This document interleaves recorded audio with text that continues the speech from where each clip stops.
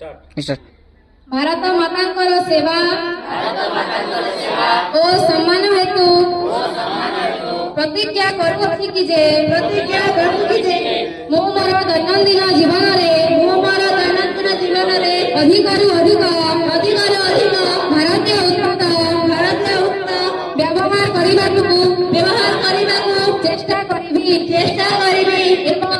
एवं अन्य देशरू आमदानी होउथिबा वस्तु बदल रे देशीय वस्तु को विकल्प रूप रे बाछिबी मोर घरे कार्य क्षेत्र रे एवं भारतीय उत्पाद को प्राथमिकता देवी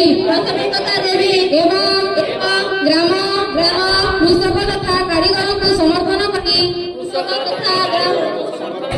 मो स्थानीय उत्पाद